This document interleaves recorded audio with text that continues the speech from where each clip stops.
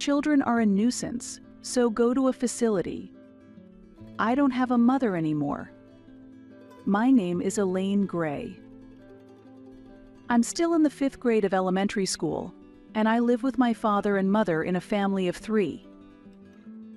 My father is very warm and often takes me out on holidays. My mother acts normal when my father is around, but when he's not, she can be cold and hard to approach. I'm off.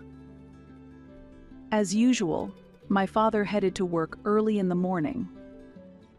While eating breakfast, I called out, "Take care." Looking at the clock, it was almost time to go to school. I hurried to finish my breakfast and rushed to change my clothes. Thank you for the meal. After finishing, I put the dishes in the sink and headed back to my room to change. Just a moment. My mother called me back, and when I turned around, she was pointing at the sink. Who is going to wash these? Her eyes were stern, and she seemed angry. Normally, I would just change and go to school, but I felt like I would be scolded if I did that. I'll wash them myself. When I said this in a small voice, my mother suddenly yelled, "What? I can't hear you." My body jolted. However, feeling that I was wrong, I apologized. "I'm sorry. I'll wash them myself." Hoon. That's right. From now on, take care of your own things. With anger, my mother threw her apron onto the sofa and went back to her room. Reflecting on her words, I realized that I need to manage things myself, so I cleaned up after breakfast and left the house. While talking with friends at school, the topic of parents came up. Listening to them, their mothers seem kind, and although they sometimes get angry, their relationships appear good. "What's your mom like, Elaine?" I was suddenly asked, and I hesitated on how to respond. However, I thought that maybe my perception of my mother being cold was a misunderstanding and that she was irritable because I had been neglecting my responsibilities, so I answered that she is very kind. My friends responded with, "That's nice, but I felt conflicted." When I got home and said, "I'm back," there was no sign of my mother. Thinking she might have gone shopping, I started my homework in my room. Before I knew it, it was completely dark outside, and the clock indicated it was dinner time, but my mother still hadn't returned. After a while, I heard noises at the entrance and sounds of something being moved and the fridge opening. When I peeked into the kitchen from my room's door, I saw my mother. Feeling hungry, I approached the kitchen and greeted her with, "Welcome back. I'm back." From her brief reply without turning around, I could tell she was still in a bad mood. "What's for dinner tonight?" I asked with a smile, but it seemed to be a mistake.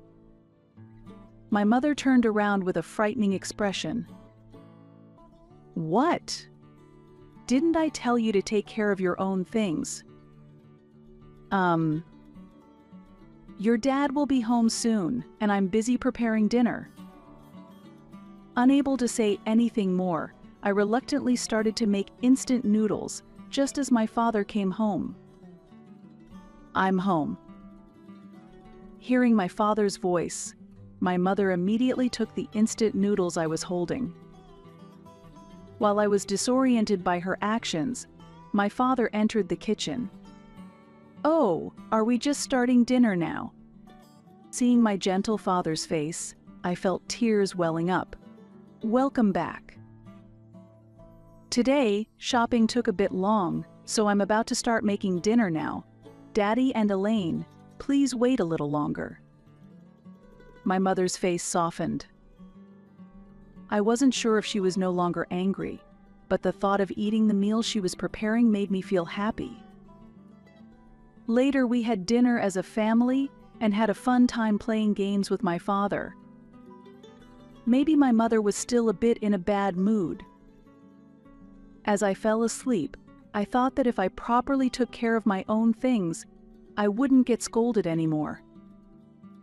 From the next day, I made an effort to manage my own affairs. I washed the dishes after breakfast, folded the laundry myself, and put it away in the closet. I cleaned my room, and on days when my mother was late, I prepared and ate instant noodles by myself. Hoping for a compliment from my mother, my face naturally brightened. Although she hasn't praised me yet, she has been getting angry less often. It's enjoyable to spend happy times with my father and the three of us as a family when he is home. One night, I woke up to groaning sounds and realized it was the middle of the night. Feeling scared and thinking it might be a ghost, I covered myself with my blanket. The groaning continued, and soon, trembling with fear, I heard the sound of an ambulance siren. The ambulance stopped very close to our house, and the front of the house became noisy. For the first time, I realized an ambulance had stopped in front of our house. I jumped out of bed in a panic and saw that it was my father being carried out by the paramedics. "Daddy," I cried out, seeing his face pale and in pain. Tears overflowing, I clung to a paramedic and pleaded, "Please save my dad." The paramedic gently placed a hand on my shoulder and said, "We'll take him to the hospital right away."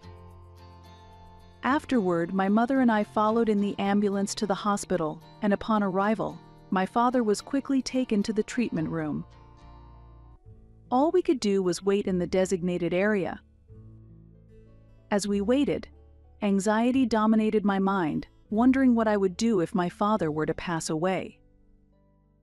Next to me, my mother calmly operated her smartphone, showing no outward signs of worry.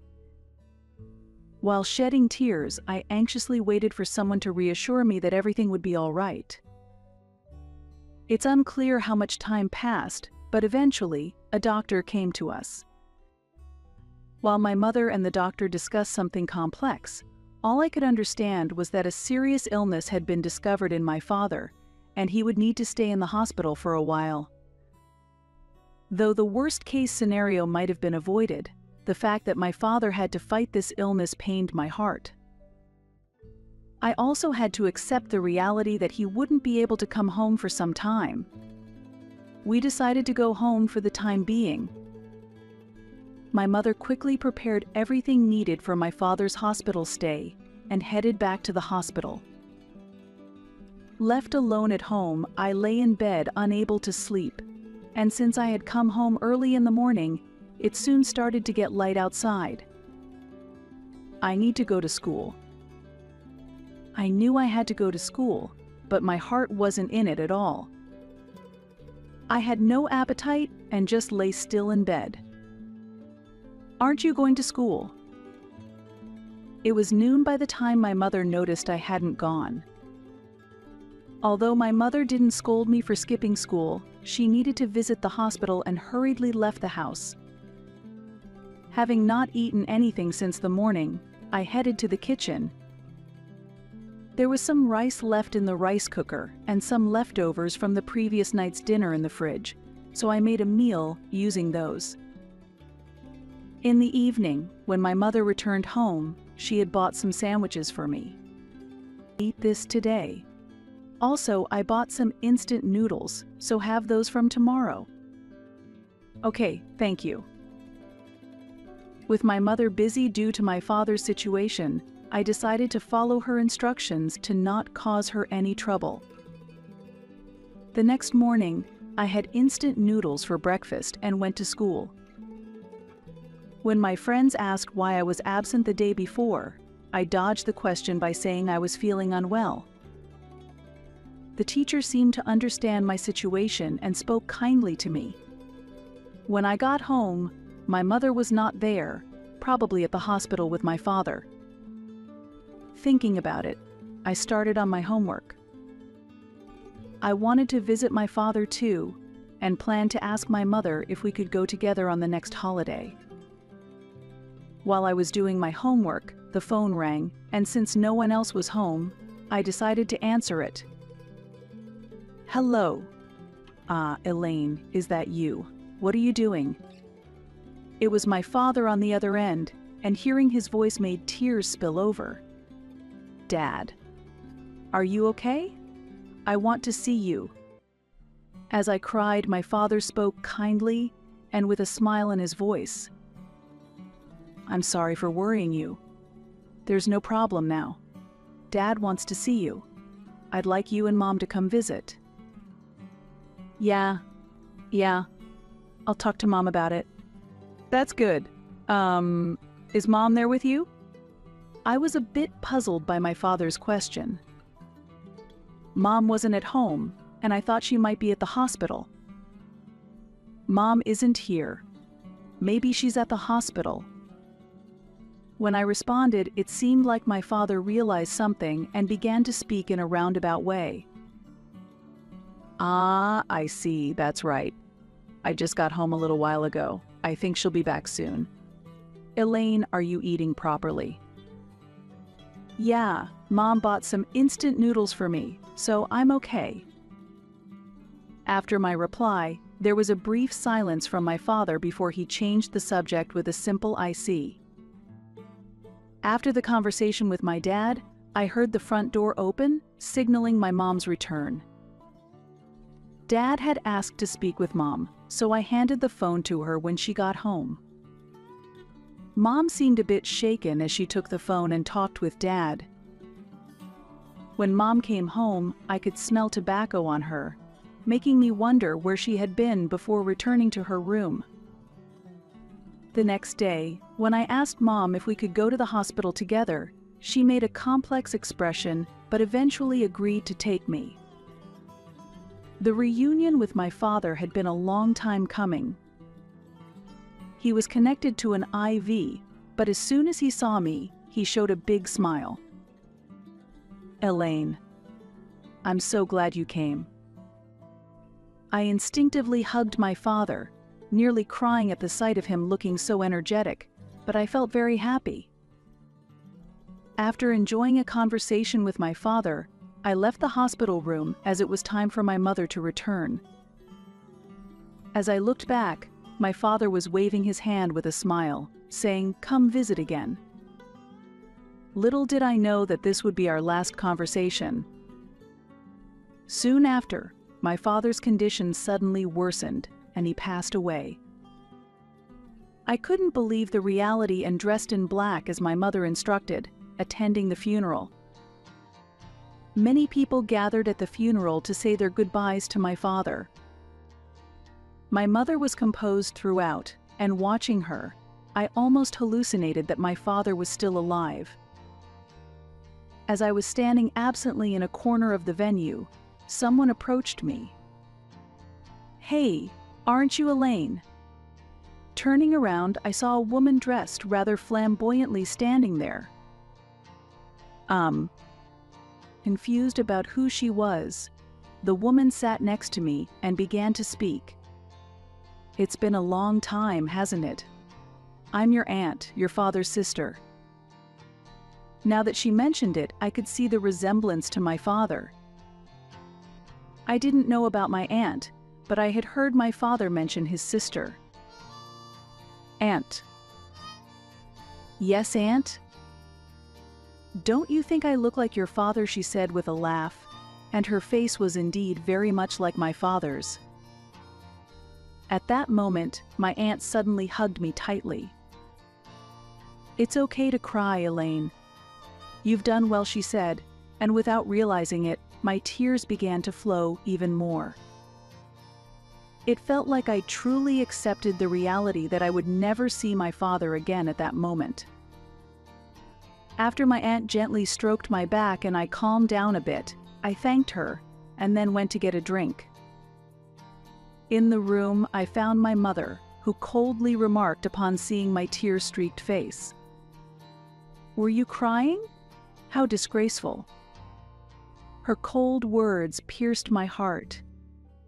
"Mom, aren't you sad?" I asked, shocked that she seemed not to be grieving at all. "Being sad won't change anything. He's gone now," my mother answered coldly. Her cold words made my body start to tremble. Even though the three of us had always laughed and had fun when my father was around, I wondered if my mother had truly hated him. As I stood frozen, my aunt appeared. "Oh, sister-in-law, long time no see," my aunt said cheerfully, but my mother's expression immediately changed. "Oh, it's been a while. Do you need any help?" my aunt asked, to which my mother replied, "No, there's nothing." Well then, Elaine, let's go over there," my aunt suggested. She took my hand and we left the room. I could tell from my mother's expression that she felt uncomfortable around my aunt. Afterward, I spent time by my aunt's side, and the funeral ended without incident. "Elaine, we're leaving now," my mother called me after the funeral. My aunt had held my hand throughout the funeral, but she let go when it was time to leave. Her expression was a bit sad. "Elaine, see you again." "Yeah, see you," I replied. As I followed my mother outside, an unfamiliar car was parked there. "Sorry to keep you waiting," my mother said as she opened the car door. An unfamiliar man was in the driver's seat, and I felt a resistance to getting into the car unconsciously. "Don't dawdle, get in quickly," my mother urged in a tone I had never heard from her before. Reluctantly, I got into the car, and it started driving in the opposite direction of our home. I continued to stare out the window. Not knowing where we were going, I felt a slight fear inside the car. "We're here. Get out quickly," I was told as I got out of the car, and there stood a large building, a place completely unfamiliar to me. "Mom, where are we?" I asked as my mother lit a cigarette. "Children are a nuisance, so go to a facility." Stunned, I could only utter a confused "A" as my mother and the man drove away in the car.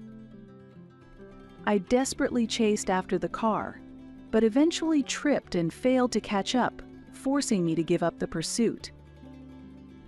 As I was heading back to where I had been left, a car pulled up beside me. The window rolled down and my aunt was sitting in the driver's seat. I never expected things to turn out like this. "Elaine, come on, get in." Relieved to see my aunt again, I quickly got into the car. She patted my head, and in response to her kindness, tears quietly started to flow. "How many times will you cry today? Poor thing." After driving for a while, we arrived at a house, which seemed to be my aunt's home. As we entered, a man's voice greeted us warmly with "Welcome back." I instinctively hid behind my aunt, but she laughed and reassured me, "It's okay." As I timidly looked at the person, a young man stood there, smiling warmly at me. "Surprised? Sorry about that. Actually, I'm this lady's husband. So, you can call me Uncle." He extended his hand with a friendly smile. Feeling reassured, I shook his hand, and he smiled again. "You must be hungry, right? Dinner is ready. You need to eat well and grow strong. You're as fussy as a mother." Their light-hearted banter made me laugh, and just then, my stomach growled. I blushed with embarrassment, and they both laughed even more. I was relieved to finally enjoy a fun dinner time, which I had missed for so long. After dinner, a bath was prepared, and pajamas were laid out for me to change into. When I went to the living room, my aunt had prepared some warm milk. "Hot milk, huh? Aren't you a bit too old for that? Right, Elaine?"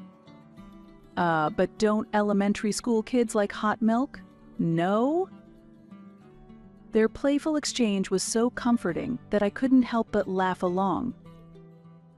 Led by their laughter, they both began to laugh. "Sit down, I have something to talk about," my uncle said, and as I sat in front of the hot milk, he started speaking. "Hey Elaine, how about becoming our child?" he suddenly proposed, and since I was about to drink my milk, I choked. Cough, cough. "What?" I exclaimed in surprise. Sorry. That was sudden, wasn't it?" my uncle said as he patted my back. My aunt, watching this, laughed heartily. "Why don't you become our child? Do you really want to go back to your mother?" my aunt continued. Her words made me think deeply. I don't hate my mother, but considering the home situation, my father, and being left behind, the thought of returning to her is frightening. "Actually, we had talked to your father about this," my uncle revealed. "What?" Hearing my father's name, I was even more surprised. Then my aunt explained everything in detail. The man my mother was with was her affair partner, and my father knew about the affair. He was very worried about me. As his condition worsened, and he realized he might not have much time left, my father asked them to take care of me after he was gone. Hearing this, tears overflowed and I desperately missed my father. "Your father loved you very much and cared deeply for you," my aunt said as she gently stroked me, her touch warm and comforting. I silently shouted words of thanks to my father over and over in my mind. I remembered my father, who always played with me and whom I dearly loved. I decided that from now on, I want to become stronger. "I want to stay with you, Aunt and Uncle," I told them, and they were very pleased. Formal procedures are needed for us to officially become a family, and while these will take some time to complete, I was assured that I can stay with them without worry in the meantime. Wanting to be useful for my aunt and uncle, I decided to help with preparing breakfast and dinner and cleaning the bathroom and toilet. But my hard work only seemed to worry my aunt and uncle more. Elementary school kids should be playing more, they said, and though I was confused, I started my homework anyway. "Elaine, have you been doing housework all this time?" my aunt asked me at dinner. When I nodded, my uncle sitting next to me gently hugged me and said, "It must have been tough being just a grade schooler. Elementary school students can help out with chores, but I'm worried it looks like you're overdoing it." Indeed, I might have been excessively trying to earn my mother's praise without even realizing it. I fell silent, realizing this. The praise from my mother that I never received. I felt that my efforts might have meant little to her. "You don't need to worry about anything here. You can help out, but what's important is your friends, school, and taking care of yourself. We want you to cherish yourself." My aunt's words resonated deeply with me. My uncle nodded repeatedly, his eyes moist. I strongly felt how happy I was to be with my aunt and uncle. 2 weeks after my father's funeral, I was called to the teacher's room at school. Wondering what it was about, I was told that there was a phone call from my mother. The teacher shouldn't know much about my situation. Thinking that leaving the phone call unattended might trouble the teachers, I picked up the receiver with trembling hands. "Hello." "Elaine. Answer the phone quickly." The voice of my mother, which I hadn't heard in a long time, was shouting. "Where are you right now?" "I called the facility, and they said you aren't there." I choked up, unable to respond. "Are you listening to me? Well, never mind. I'm coming to pick you up because then I'll get the allowance.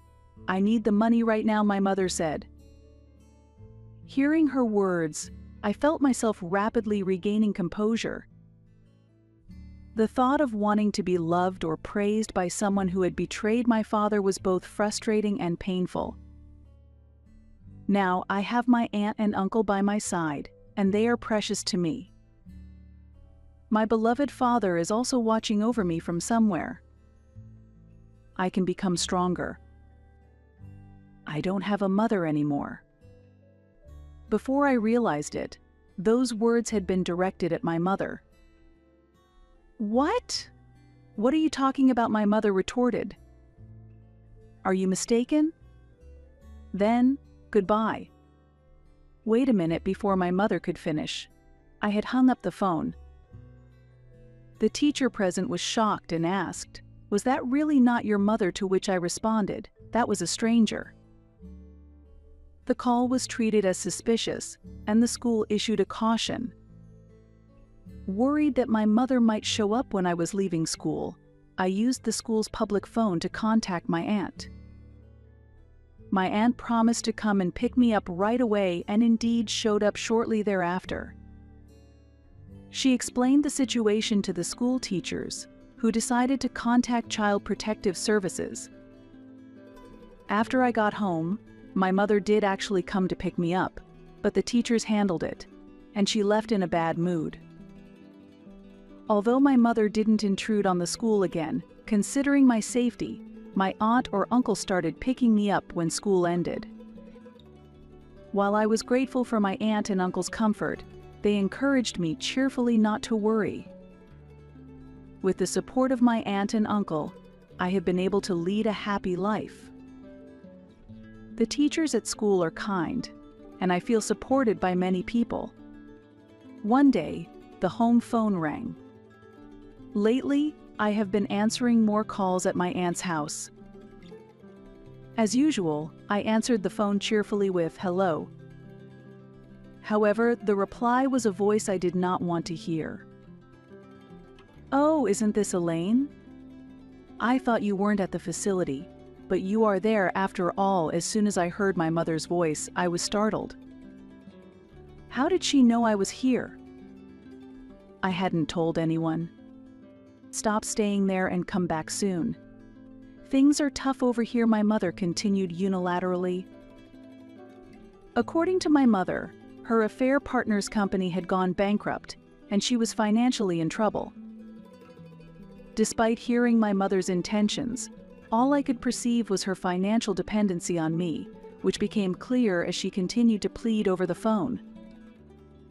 Previously, when she had called the school, she had voiced financial problems, indicating her dire economic situation. As I remained silent, my mother's anger escalated. Amidst her shouting, suddenly my aunt took the phone from me. I turned around to see her smiling, but her expression quickly turned to anger. "Just respond at least." "Are you even listening?" my mother yelled. "It's enough. I can hear you," my aunt responded firmly. My mother's voice trailed off over the phone. My heart was pounding during the confrontation. "How can you not be ashamed? Telling your daughter to come back for money, that's no joke. What do you think Elaine is?" my aunt confronted her. "It's none of your business.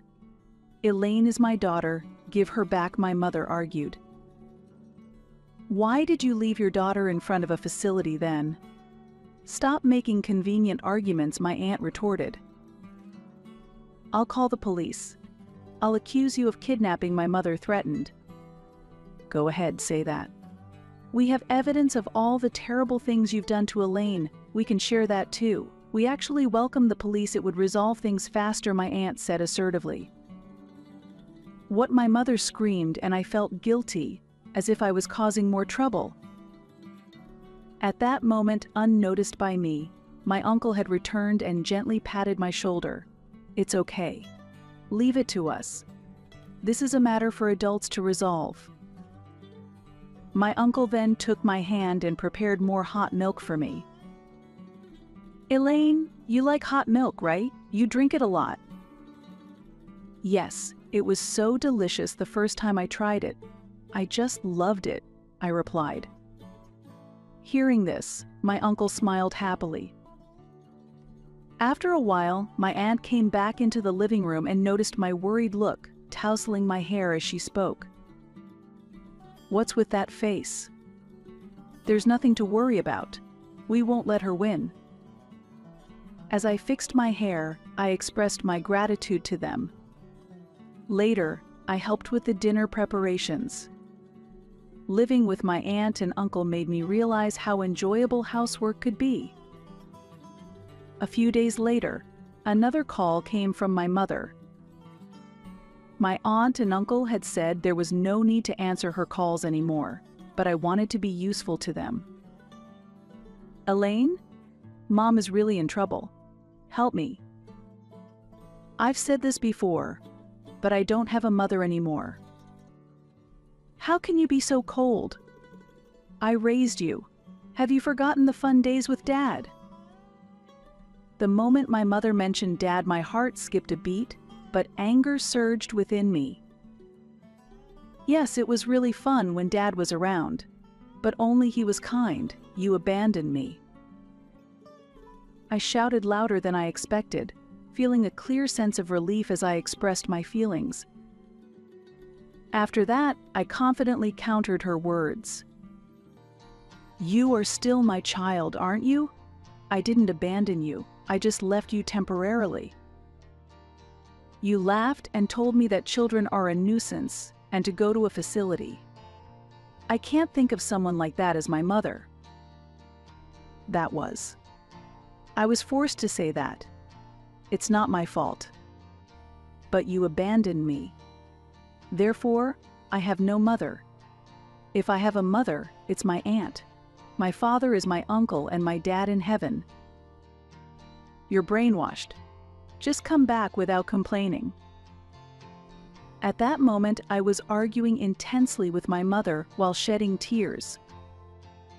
However, strangely, my heart felt lighter, as if I had released everything I had been holding back. Then at least tell them to let me live in their house. I can't even eat properly as it is.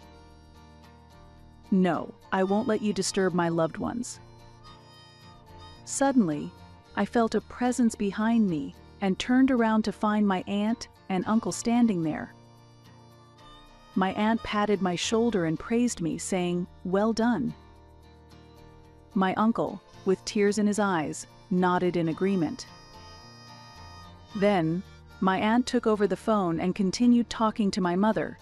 Strangely, she seemed satisfied. My uncle expressed how happy he was that I called him Dad. Receiving his words of gratitude made me feel good about calling him that, and it seemed right to continue. After that, the contacts from my mother ceased. Perhaps it was also thanks to my aunt and uncle's support.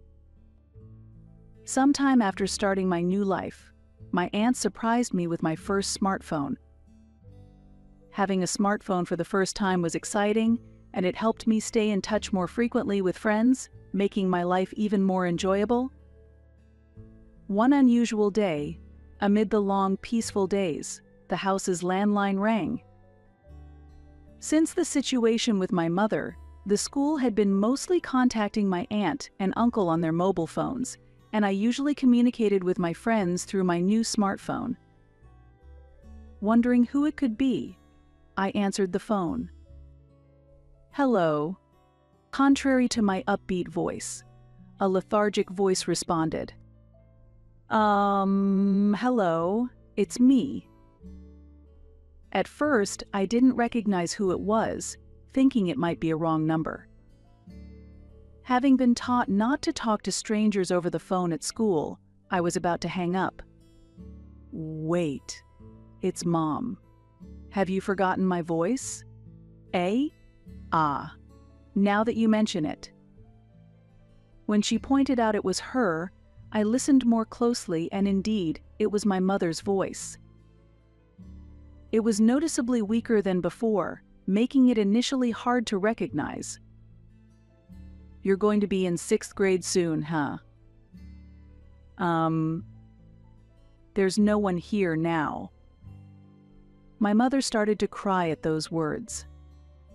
As I was wondering what to do next, she spoke in a heavy tone. "The thing is, I'm in the hospital. I've gotten sick."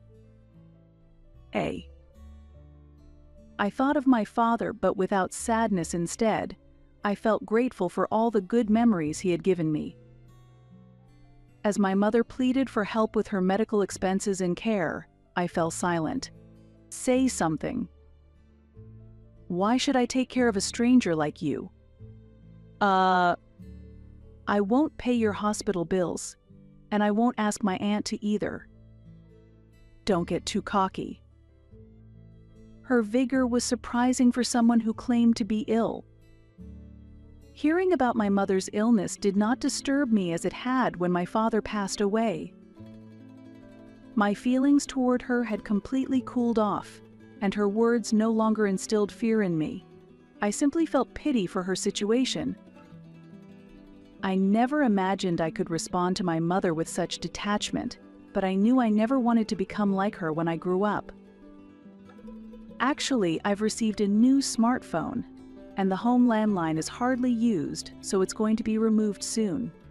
This might really be our final goodbye. Watching her panic, I continued coldly. "Don't end things this way. Then, give me your smartphone number." "I cannot do that." "Isn't there anyone who will help me?" "There's no one to support me." "Then I'll make sure to contact someone who might look after you." Her voice briefly brightened at my words, but I sighed inwardly. Before hanging up, I obtained the name of the hospital and immediately contacted my aunt. When I reported this interaction to my aunt, she praised me for handling the situation on my own. "Can I ask you to handle any further contact?" I asked. My aunt readily agreed and promised to reach out to someone who could handle the situation. A few days later, I noticed the home phone ringing continuously. Assuming it was likely my mother, I deliberately chose not to answer. That night, the home phone kept ringing late into the evening, continuing even after my aunt and uncle returned home. When I informed my aunt that the phone was still ringing, she sighed and picked up the receiver. As expected, it was my mother on the other end, and a heated exchange began between her and my aunt. My mother persistently demanded to speak with me, but my aunt firmly refused. From the other end of the line, it was clear that my mother was infuriated that I had contacted her brother. Indeed, the person I had asked my aunt to contact was my mother's brother, my uncle, whom I remembered my mother disliked. My mother's brother is known for his stubbornness and deep sense of morality, and he would never tolerate my mother's misconduct. Upon hearing from my aunt, he was furious and promised to come immediately. The reunion between the siblings after several years ended disastrously, fueling my mother's anger towards us. Usually calm, my uncle prompted my aunt to hand him the phone when he saw the situation escalating. However, his expression sternly changed as soon as he took the call.